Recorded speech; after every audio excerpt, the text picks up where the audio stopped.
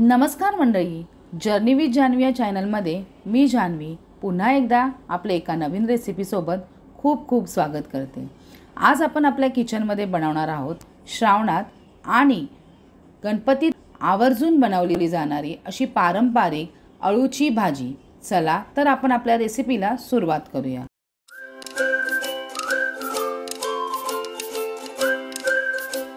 आपण भाजीसाठी लागणारं सर्व साहित्य बघून घेऊया।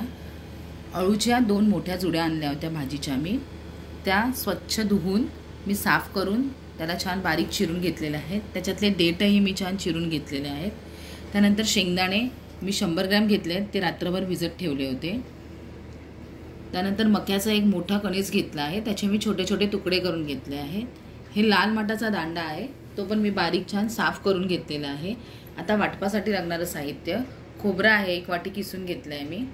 त्यानंतर 10 पाकळ्या लसणीच्या, 1.5 इंचाचं आलं घेतलं आहे, 6 हिरव्या मिरच्या घेतलेल्या आहेत जास्त तिखटवाल्या। त्यानंतर कोथिंबीर, फोडणीसाठी लसूण घेतलेले आहे 7-8 पाकळ्या आणि कढीपत्ता घेतलेला आहे। त्यानंतर मसाले बघूया आपण ह्याच्यामध्ये जिरं टाकणार आहोत, राई टाकणार आहोत, त्यानंतर मीठ चवीनुसार, मसाले लाल मसाला आणि हळद। इथे मी चिंचेचा कोळ भिजत घालून ठेवला होता, तो चिंचेचा कोळ बनवून घेतलेला आहे। ही आमसुला आहेत आणि गूळ आहे, तुम्हाला चिंचेचा कोळ टाकायचा असेल तर तो टाकू शकता, अदरवाईज कोकम टाकू शकता। तर आपल्या भाजीसाठी लागणारं साहित्य आपण सुरुवातीला उकडवून घेऊया। आता आपण पहिल्यांदा हे मके घेणार आहोत। सर्व मके आपण व्यवस्थित, आपण हे सर्व 2 पार्टमध्ये उकडवणार, म्हणजे हे साहित्य एका पार्टमध्ये उकडवणार आहोत आणि जे अळूची भाजी आहे म्हणजे अळूची पानं आहेत ती आपण वेगळी उकडवणार आहोत, एकत्र उकडवणार नाही आहोत।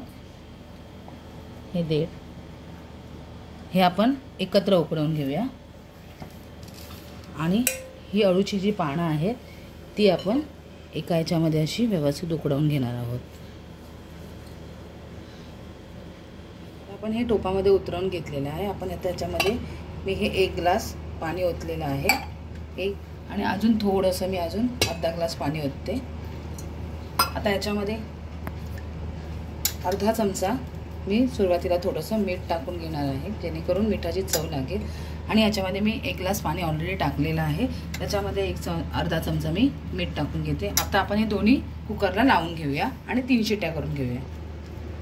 आता आपल्या भाज्या उकडत आहेत, तोपर्यंत आपण वाटप वाटून घेऊया। हे मी खोबरं टाकून घेते, त्यानंतर त्यात या लसणीच्या पाकळ्या टाकायच्या आहेत आणि बारीक एकदम छान एकदम पाणी टाकून व्यवस्थित बारीक वाटून घ्यायचं आहे आपल्याला। हे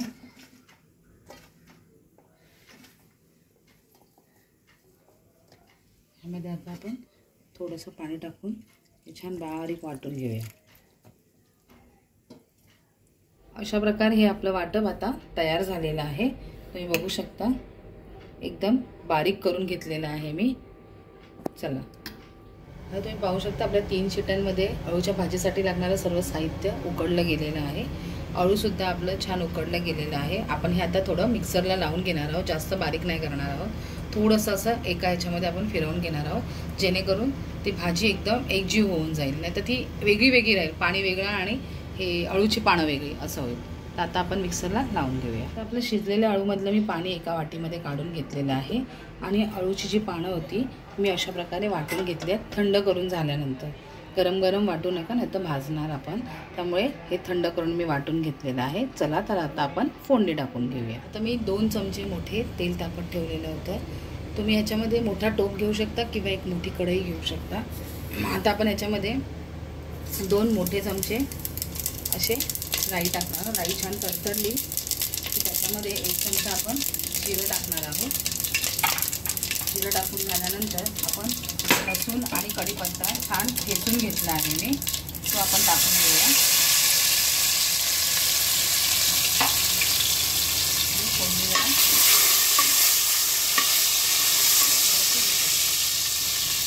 हे हिंग टाकते मी, हिंग जरा जास्त टाकायचं, हिंगाने चव चांगली येते।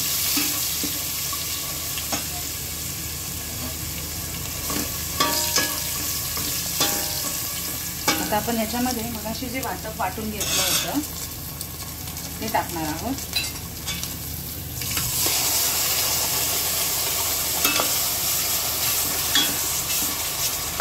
आणि हे जरा 1-2 मिनिटं व्यवस्थित आपण फोडणीबरोबर भाजून घेऊया। आता आपलं 2 मिनिटात वाटप छान भाजून झालेलं आहे। त्यावर आता आपण सर्व मसाले टाकून घेऊया। सुरुवातीला मी 1 चमचा हळद टाकते आहे, त्यानंतर 1 चमचा धना पावडर टाकते आहे, चवीनुसार मीठ टाकायचं आहे, पण मी ह्याच्यात हे 2 चमचे भरून मीठ टाकलेलं आहे। आणि आपला लाल तिखट मसाला टाकायचा आहे। बघा मिरच्या आपण 6 घेतल्या होत्या, लाल तिखट मसाला कमीच टाका, नाही तर जास्त तिखट होऊन जाईल। आता आपण हे सर्व मसाले या वाटपाबरोबर एकजीव करून घेऊया आणि 1-2 मिनिटं व्यवस्थित शिजवून घेऊया वाटपाबरोबर।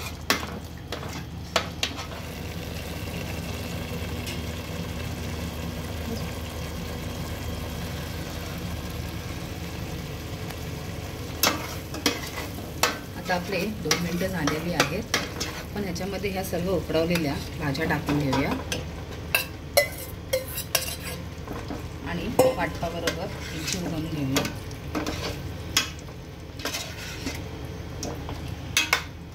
वाटपाबरोबर 2 मिनिटं व्यवस्थित आपण शिजवून घेऊया, कारण की आपल्या भाज्या पहिल्यांदा शिजलेल्याच आहेत, पण ह्या वाटपाबरोबर एकजीव केल्यामुळे त्या भाज्यांनाही वाटपाचा एक सुगंध आणि स्वाद चांगला लागेल। 2 मिनिटं झालेली आहेत, तुम्ही बघू शकता तेल पण छान सुटलं आहे। आता आपण याच्यामध्ये हे वाटप टाकून घेणार आहोत अळवाचं। आता आपल्याला काय करायचं आहे, हे जे आपण वाटप टाकू त्याच्यानंतर लगेच आपल्याला झाकण लावायचं आहे, का तर त्या लसणीचा वगैरे वास त्याला व्यवस्थित लागून राहावा म्हणून। आता आपण हे अळू जरा व्यवस्थित एकजीव करून घेऊया, परतून घेऊया। बघू शकता छान रटमटी शिजत आहे ते।